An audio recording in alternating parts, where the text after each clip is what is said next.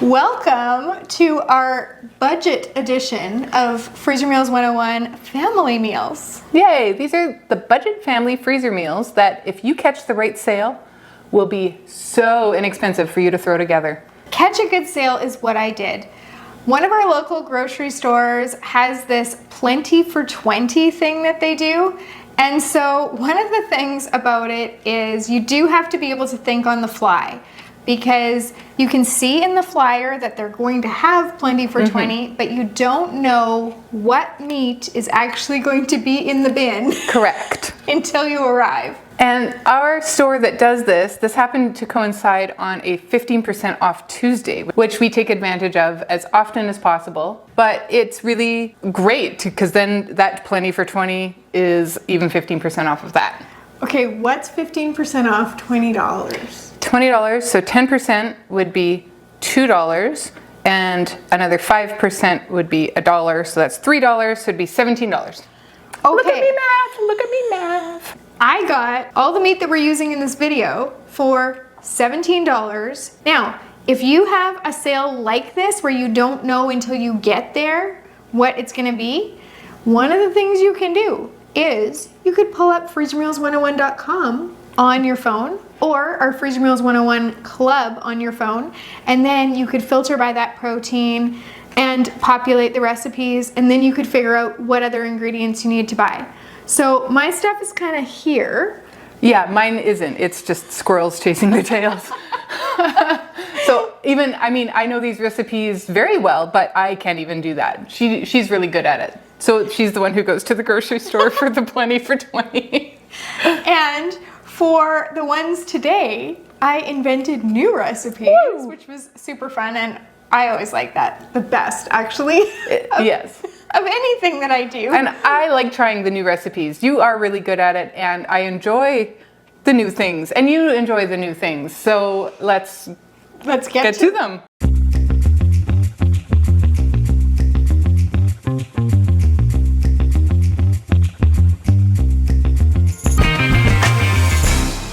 The first recipe that we are doing is a Hungarian beef goulash. Now, I'm not Hungarian. I am not Hungarian. But I had seen a few versions of this online and done some reading on it, and apparently it differs a little bit depending on region. Sure. So I'm not promising a completely authentic Hungarian beef goulash, but this is going to be sort of pulled from here and there in different recipes and combined, and kind of what I know about flavors and tastes, and I think it's going to be really good and pretty close to the authentic, but I am simplifying it, because if you made a traditional Hungarian beef goulash, you would have a very multiple step recipe. Sure. This is a slow cooker version, and it is a freezer to slow cooker version at that. Yes, which is nice because obviously it is all going to go into the bag, and then it is all going to go into the slow cooker once it's been frozen and thawed, and then it's done. Whereas I am imagining in the authentic versions, you are going to be browning your onions, you're going to be, and your beef, and you're adding in all of your things, which at different stages. They create a great flavor profile. So the flavor is all still there. It might not just be as cranked up as it would be if you did these, authentically. And that's part of the trade-off with freezer meals, is the ease of it. And we do love the ease. Love the ease. And right now, as we speak, I've got a totally different meal, freezer meal, cooking in my slow cooker for tonight. It's the Dr. Pepper pulled pork. And for those of you who know, you know that we are in for a treat tonight. I've got my coleslaw ready. I bought really good buns so we can have this on that. So I love my slow cooker. I love being able to use it on a day like today when I'm busy doing other things, and set it and forget it. Don't have to think about it. That's the best. So for this Hungarian beef goulash, you're going to take those beef stew cubes and you're gonna add them into a large resealable freezer bag, and you're gonna add in 2 diced onions. This is quite an onion forward recipe. Yes, I am totally down with that though. That sounds great. Then you're gonna add in some carrots that are peeled and sliced. I left them in fairly thick slices because I want them to maintain a little tiny bit of their crunch even after being in the slow cooker. Then some diced red and yellow pepper, half a can or a full 14-ounce can of diced tomatoes. I say half a can because when you're bulk cooking like we do, we always buy the 28-ounce cans, but I have a plan for the other half a can, so stick with me. Then a bit of brown sugar, some caraway seeds, paprika, parsley, a bay leaf, salt and pepper, and some beef broth. Now, if you find that your bag is quite thick, you can choose to add the beef broth into the slow cooker on the day of cooking instead and just leave the beef broth in your pantry for now. But we're just gonna go ahead and add the beef broth in here because we're kind of in between our big mega freezer meal sessions, so we do have extra space in our freezer at the moment. Then you're going to get out all the air that you can from your bag because when you're freezer cooking, air causes freezer burn. Then we're going to seal this up and get it in the freezer. On the day of cooking, you just thaw this and you dump it into your slow cooker on high for 4 to 6 hours or low for 8 to 10 hours. Now, if you want, you can also add some cubed potatoes in at the time that you add your bag in, but very important caveat, you do not want to add the potatoes into your freezer bag because potatoes that are raw do not freeze, thaw, cook up very well. So we're going to just be able to have those potatoes if we want them because you can add them on the day of cooking. And I think for me, this would be good without the potatoes or with, so it would depend if I had any on hand. I always have potatoes on hand, so I can't imagine making any sort of stew, goulash, Hungarian or not, without potatoes, so I would absolutely put in the potatoes. And if I didn't have baby potatoes, I would just chop potatoes and put in big chunks, and I think that would be perfect for our house because we are meat and potato people. Yes, you are. Yes, we are. I am interested in trying this recipe, although I do have reservations. When Charlotte asked me this morning, do you have any caraway seeds? I refrained from saying, ew, gross. No, I don't, to no, they aren't really my thing. I find them a little bit bitter. I remember there is a certain bread that we get at Cobb's that has caraway seeds in it, and I always want to try it because it just looks so awesome. And then I try it, and then I eat it, and is it the South African rye or something that's coated in them? There is something in there that is loaded with caraway seeds. I always think it looks like such a great bread, and then I try it and I am grossed right out because I do not like them.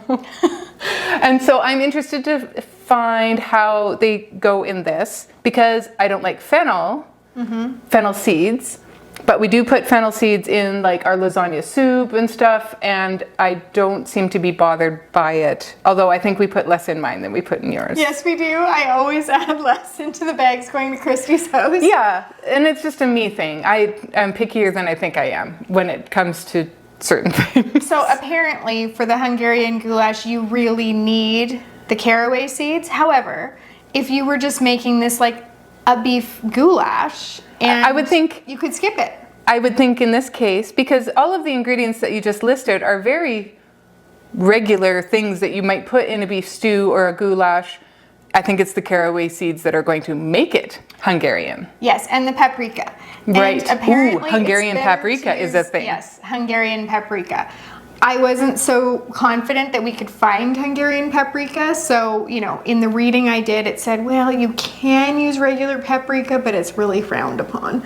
So, Okay. so we are frowned upon Sorry, today. Hungarians, we did not source out Hungarian paprika. But we were also talking, we are not making this recipe today, but we have been talking about doing a chicken paprikash later on. And because somebody mentioned it, honestly, in a YouTube video, it was already on your radar, but I had never heard of it. And so I looked it up and I'm like, this looks awesome. But the recipe that I looked at is like, you must use Hungarian paprika. And I'm like, I don't know how to find that. So she had a link. It will be interesting to see what we do. So there might be a point, if we love the Hungarian goulash, and we love the chicken paprikash that we're gonna make next week, there might be a point where we actually start to figure out where we can source Hungarian paprika locally and, Right. There's going to be somebody. Like, we have a British superstore, we have an Asian superstore. I can't imagine that there's a Hungarian superstore, but if you're in the Edmonton area and you know where to find good Hungarian paprika, please let us know. Okay, the next recipe is a fish stew. I've been wanting to try a fish stew for a while because there's a TV show that we watch and it's called Below Deck. And I watch it, there's lots of reasons I watch it. It's really trashy. I'm not telling you to watch it by any means, but the cooking, like there's a private chef on these yachts and the cooking is incredible. And I've been inspired a few times, like if you've watched for a while, we've made Chef Rachel's French toast with the brioche bread. And there's a lot of inspiration on that show. Yes. Just in general. So there was a chef that did a Brazilian fish stew that looked so good. I forget the name of it. It starts with an M, I feel like. Anyway, there was a Brazilian fish stew, and so I've been wanting to make that. This isn't that, because we're sourcing out like the most inexpensive ingredients. So this is just a fish stew, but that's why fish stew was on my radar. And in the Plenty for 20, there were these cod fillets, but I mean, you're not gonna get much cod for a quarter of $17. No. And so I couldn't make a full-on cod recipe, and we do have some really great cod recipes. But I thought, ooh, this is my chance. And you could make a fish stew. You want to stretch a little bit of meat, you make a stew. Yes. And if you've noticed, we have a Hungarian beef stew, and now we have a fish stew in the budget freezer meals video. So this fish stew, which is new to us and new to you, starts with our humble cod that we are just cubing up into 1-inch pieces. Now, if you have your own fish that you would like to use, we think it can be pretty interchangeable. And whatever fish you use, the stew is just going to take on that flavor. So I would be tempted to stick with a white fish, but I mean, even if you're a fisherman, if you have walleye or pike or trout or bass in your freezer or in your lake, you could totally use that and make this. Although if I had fresh caught walleye, there isn't a chance I'd be turning it into stew. I would be pan frying it with a little bit of lemon and butter. You feel me? Skin on, yes, the skin on, you have to. Okay, we're gonna have our cod, we're gonna cut it up, get it into our bag. We're going to add in a red pepper cut into large chunks, some diced onion, minced garlic, some chicken broth. Again, we do have a fair amount of freezer space available to us right now, so we're gonna add the chicken broth in right now. If our freezer space was too tight, we could skip the chicken broth and just make a note to add the chicken broth in later. We're gonna add in the chicken broth. Now, here is this half can of tomatoes. Where did that come from? Oh, I know. It came from the Hungarian goulash. So we're gonna add that in. We're going to add in our seasonings, just Italian seasoning and salt and pepper, and that is it. We're going to get out that excess air because, as we mentioned before, air is the enemy. We're going to seal it up and freeze it on the day of cooking. You want to thaw it, get it into your slow cooker. Cook this on high for 2 to 3 hours. You could do it on low for probably 5 or 6 and let all those flavors meld. Now, this is something I would want to eat with a biscuit or like a baking powder biscuit or like maybe cornbread or something that soaks up. Like a crusty bread would also be really good. Yes. And this is one, just a little disclaimer on this. Fish does get overcooked fairly easily. So this isn't one where you could cook it on high for 2 to 3 hours and then turn your slow cooker to warm and just leave it cooking for the rest of the time, because then you're gonna overcook your fish. But if you just have it cooking for that time and serve it right away, serve it hot, obviously, I think this will be really good. Yeah, I'm really looking forward to this one. We already decided that we're gonna have it for lunch one day soon, so we can try it. Yeah, because I only bought enough cod in the Plenty for 20 because I was really keeping with, like, I'm only gonna spend $17 on this meat here. Right. Because I just wanna show you, like, it can be done. And so I don't have enough to make one for Christy's family and one for my family. We'll share. It's okay. But And I don't like caraway seeds, so she can keep the Hungarian goulash, and I'll just try a bit of it later. Just to reinforce the idea that I don't like caraway seeds. Well, I could love it. I could be totally surprised. you might love it, and I'll probably run a bowl over to her house. One of my kids will. She does that sometimes. I have too much food. I'm sending somebody over. It was great. Or if it's something new and I want her to try it and Yeah. tell me her opinion, I totally send it over. That's the nice thing about good neighbors. It totally is. Well, that's one of the 3,000 nice things about good neighbors. It is good to have good neighbors. Okay, speaking of, we had our septic backed up on Monday. Yeah. It was it's not a happy story. And it's not the first time. We're in Alberta, and we're in a bit of a cold snap right now. So these things happen. Yeah, the end of the line froze. It got an ice dam. It froze. And so things came up in the basement and things you don't want. Yeah, it's just, this is a food video. Forget it. But but the point is about good neighbors is that her husband heard about it because, of course, I'm texting her and I'm like, oh my goodness, this is He had the day off, and I'm sitting on the couch, and I'm like, oh, things aren't good at Charlotte's house. It was one of those days. It was You had a day. There was a so day. many things. Yeah. And so anyway, it's kind of been a week actually. Yesterday, one of our daughters, again, sorry if you haven't watched our videos before, we tend to get chatty, but and if you haven't watched our videos before, then you might not know this, but one of our daughters has been sick since 2020, which is getting to be a really long time, I'll say. But yesterday she had hospital treatment pretty much all day. And so we do that every once in a while, but this one, we do it every 6 weeks usually. Used to be every 4 weeks, then it was every 6 weeks, which was amazing. But this was like an every 3 week thing because she's had a flare, and you don't need to know all the things, but just trying to say that yesterday was a long, long day. And Monday was a really long day. Let's just pile on, right? That's kind of what it feels like sometimes. It was, yeah. So we had, Monday we had, it was already going to be a bit of a hard day and lots of things going on and lots of stress. And then we woke up to this septic backup. But the positive is that her husband phoned my husband and he was like, what do you need? Do you need I have a pump. Do you need our pump? We had a septic backup a few years ago, and we have a water pump. We haul our water here, so we have a cistern. So to just get it started, he pumped out our basement with this pump, which now we can't use for water. Under insurance, we were able to replace it, but we still have it. So we can now use it for septics. So he's like, do we want to do that? And then they talked about a few things, like what it could be, because you were waiting for somebody to come, but they weren't the only people having this problem. So there was nobody coming for a while. And he totally got it sorted out. We called this emergency septic line, and they were kind of like, yeah, because of the weather, everybody's having problems today. So we'll get there, but we can't even give you an estimate.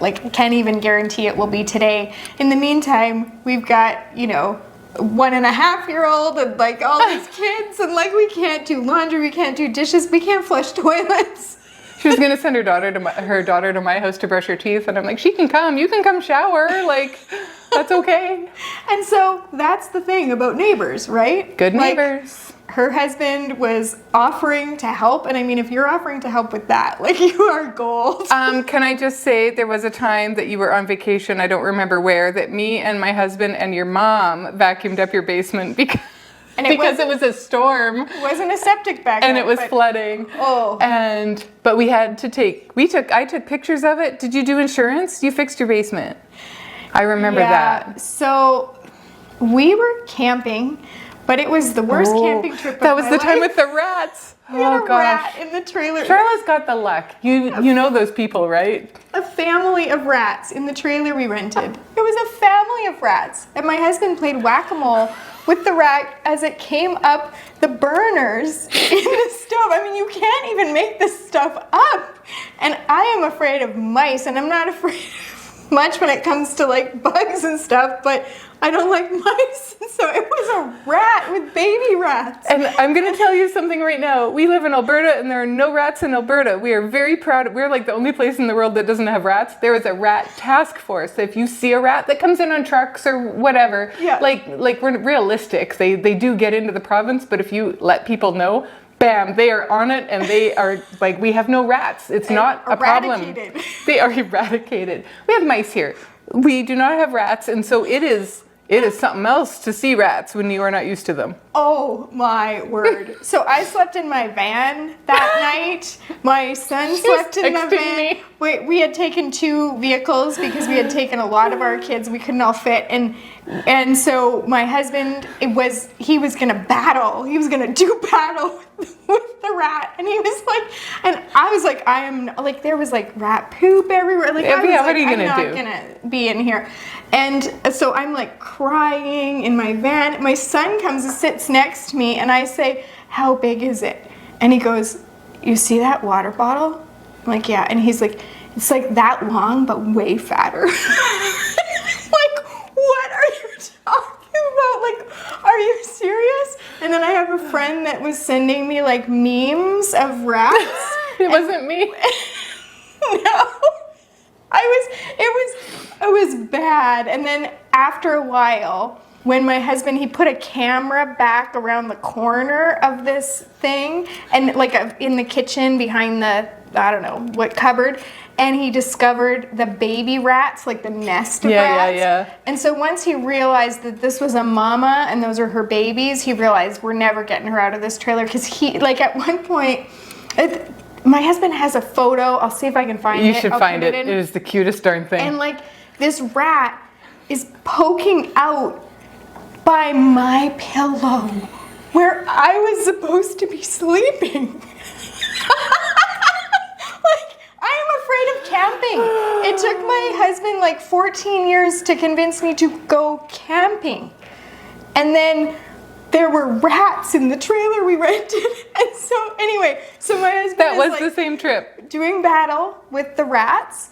And he's doing well until he realizes the rat actually started to get aggressive with him and was like trying to attack She was just him. being a mama. She was being a mama. So once he realized that, he threw his hands up, and some of our kids slept in tents, and they were planning to anyway, which was fine. And he and some of the other girls that were gonna sleep in the trailer ended up sleeping in the other vehicle, and my son and I were in the van.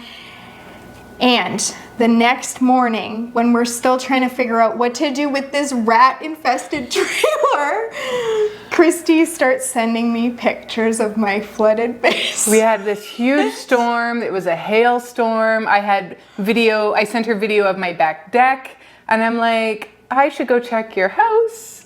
And it was everywhere, and your mom came, my husband was here, we brought our shop back. And so, I don't know. And squeegees. And we squeegeed, we cleaned it up, and I mean, the storm was done and then it was done, but I think that was then the year that you like finally, like you had to do regrading and fixed your window wells, like it got expensive, and you haven't had a problem since, except for the septic. Except for the septic. So, see, great neighbors. Great neighbors. Like, amazing neighbors. It's true. And as repayment, I send food over.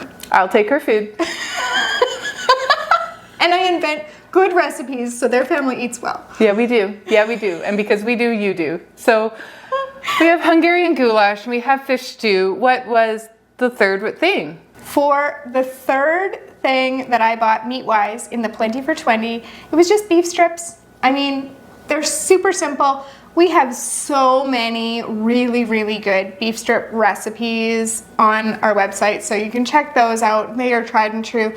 This is like, it's a bit of an invention, but the reason that I did this and didn't use one of our other recipes is I wanted to show you how you can save more money when you're freezer cooking, because, I mean, I could have bought lots more beef strips and made lots of beef strip recipes, which we've done before. We have done that. But what else was on sale is these packs of fajita blend vegetables. So this is just green, red, yellow pepper, and diced onion. it's already done for me. I don't have to slice peppers or dice onions. Not that I hate doing that, but I mean, it's done for me. And this little bag here, which is a pretty big bag, was $2.99. You couldn't have bought them fresh for that. I could not have bought them fresh. Here is something super funny and kind of on point. I was going through YouTube comments yesterday and somebody commented, why do you always use fresh vegetables? Why don't you buy more frozen vegetables? And I'm like, actually we do. If it's broccoli or cauliflower and what's nice about buying frozen vegetables, I mean, they're flash frozen in the moment, but a lot of times they're also prepared, like they're blanched so that they keep their texture, they keep their color a little bit better. You can blanch your vegetables when you use freezer meals. We don't, because we do so many en masse and it doesn't make a big enough difference to us. So we don't tend to blanch them. You can if you want. And I said, I have never seen frozen onions or frozen strips of green pepper or peppers, so those we have to do fresh because I've never seen them in the freezer section. I take it back. Like that was literally yesterday or the day before I was saying that, and here they are. So it does exist. It does exist. And we're only going to use probably half of this bag for this recipe, maybe 3/4. And so I'm not even going to use the full $2.99. So this could actually make 2 of this recipe. And I just thought I also got 15% off of this. Yes, you did. I'm not going to do the math for that. You have to use your calculators at home. So this makes this recipe so easy. We're going to put it together in, I don't know, maybe 48 seconds or something like that. It really won't take long. So you've got your beef strips, you're gonna add them into your bag. Now, if I was making this normally, I would probably use more beef strips, but I was sticking to what came in the Plenty for 20, and I don't want to steer you wrong and say that you can get a whole lot of meat for this price, but this will stretch, and if we add some rice to this, it will be more than enough for a family meal. Then we're gonna add in lots of those frozen peppers and onion, 1 carrot that's peeled and thinly sliced, some sesame oil, soy sauce, ginger. We like to use our ginger from the squeezy tube. Garlic, we use garlic from a jar because it's already minced. And some rice vinegar, Chinese 5-spice, and a pinch of pepper. You're gonna just slosh that all together in your bag to combine it. You're gonna get out your air, seal it, and get this in the freezer. On the day you go to make this, you fry it in a skillet. Now, you could also do it in a wok. I would think 7 minutes. Really, between 5 and 10 minutes, depending. Like, you don't want to get your vegetables too soft. You still want a bit of a bite to them, but you want your meat cooked. I think 7 minutes is probably about right over medium-high heat. Totally. If you want, you could sprinkle some sesame seeds on there for some garnish, and then you're gonna serve this either on a thick Asian noodle or on some rice, and either way, again, this is gonna stretch this out and make it a meal that's gonna feed a full family, and you've got plenty of nutrients, and this is so inexpensive. I know, this is great. And so that's 3 meals. Now, for $20, I mean, we're not talking about the vegetables and everything, but the meat's usually the expensive part, and in this case, I don't think it is. Okay, we're gonna pause for a second. For you, it won't seem paused. I'm gonna do the actual math. I'm gonna figure out like that container, the thing of peppers, the diced tomatoes, because we only used 1 can between the 2 recipes, and I got those on a case lot sale, of course, because with freezer cooking, you can do that. I'm gonna figure it out, and we're gonna come right back, because I just wanna give you an accurate picture. So I knew these were super frugal, but I've shocked myself a little here. It's $25 for those 3 recipes. That's pretty crazy. Now, that is factoring in the 15% that I got off. But still, I mean, 3 recipes that include meat and fish. Right. And it's $25 for absolutely everything, even the seasonings. So we're good. We are pretty good. Now, I said earlier, sometimes it feels like cheating to put everything into one bag rather than cooking it fresh in the moment, and that's the trade-off, is we get to save this time by having the freezer meals. I did not say you get to save the money, but clearly that you do. People say, oh, your club is too expensive, and actually it isn't at all, but you have to pay to be in it, and it seems like a lot up front, but when you are able to make 3 meals for $25 with our recipes, because you can catch a sale, and then while you're standing in the store, you can go on your phone and filter for that protein, and then you really could buy all the beef strips and take advantage of that sale, or take advantage of your case lot sale. You can save hundreds of dollars a year. For a single person. We have families and they're saving thousands a year. Yes. If you live on your own, it's hundreds of dollars a year. Now that's not factoring in if you were doing takeout before and now you don't have to. Right? We just had an email from a lady who said, I haven't had to do takeout for like 3 months because I've been doing this. Think of what you spend on takeout and think of what you would save, because you could just walk to your freezer, grab something in the morning, and cook it that night for supper. And it tastes better. It really, really does. Because we already talked about, she has that weird brain that does the flavor profiles. We appreciate that. I appreciate that. You guys, I definitely know, appreciate that, because our meals do taste good. And so I just really, if you haven't really thought about joining the Freezer Meals 101 Club, I want you to consider it again and really look at your finances and really look at what you budget for your meals and see if you could fit in the membership into your budget, because you will, I can guarantee you, if you use it, you will save. You will save, you will save, you will save time, you will save money, and you will save mental load, because you don't have to think about what I'm going to make for supper every day at 4 o'clock, because it's already done. It's in your freezer, you're just pulling it out, and maybe you are making some noodles to go with your stir fry. Yes, and the other ones really that we did today, a bun. Right? Or a biscuit or a biscuit nothing. or nothing. Thank you for joining us today on this thrown together, because literally I just went and saw what was in the bin and was like, we're going to do this week. That sounds fun. My idea of fun is different than some people's. It's totally true, and thank you for listening to our weird stories. We have 1,000 of them. Come for the food, stay for the chat. I say that all the time. Okay. Happy cooking. Bye.